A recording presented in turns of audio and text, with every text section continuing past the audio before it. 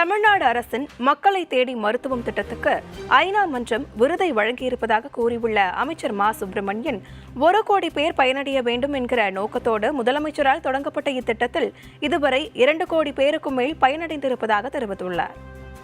மக்களை தேடி மருத்துவம் என்பது தமிழக அரசு மக்கள் நல்வாழ்வுத்துறையின் சிறப்பு திட்டங்களில் முதன்மையான திட்டமாக இருந்து வருகிறது.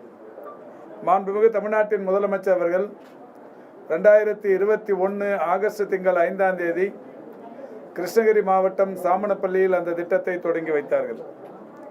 முதல்வர் அவர்களால் தொடங்கப்பட்ட அந்த திட்டம் என்பது 1 கோடி பயனாளர்களுக்கு பயன் தருகிற வகையிலான திட்டமாக இருக்க வேண்டும் என்கின்ற வகையில் மாண்புமிகு முதல்வர் அவர்கள் அவருடைய விருப்பத்தை தெரிவித்தார்கள்.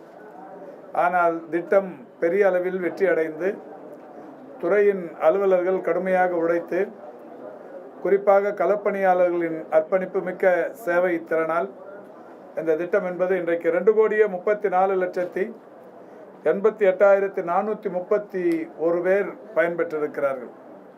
2 கோடியை தாண்டி அளவுக்கான பயன்பெற்றவர்கள் எண்ணிக்கை என்பதாலே 2024 செப்டம்பர் திங்கள் 25ஆம் தேதி அமெரிக்காவில் உள்ள நியூயார்க்கில் ஐநா மன்றம் யுனைடெட் நேஷன்ஸ் ஐநா மன்றம் உலகில் தொற்றா நோய்களுக்கு வீடுகளுக்கே தேடி சென்று மருத்துவம் பார்க்கிற நாடு எது என்று அவர்கள் ஆராய்ந்து அறிந்தபோது தமிழ்நாடு மிக சிறப்பாக அந்த திட்டத்தை செயல்படுத்தி கொண்டிருக்கிறது என்பதை கண்டுபிடித்து தமிழ்நாட்டிற்கு United Nations task force inter agency award என்கின்ற ஒரு விருதை ஐநா மன்றம் தந்தது.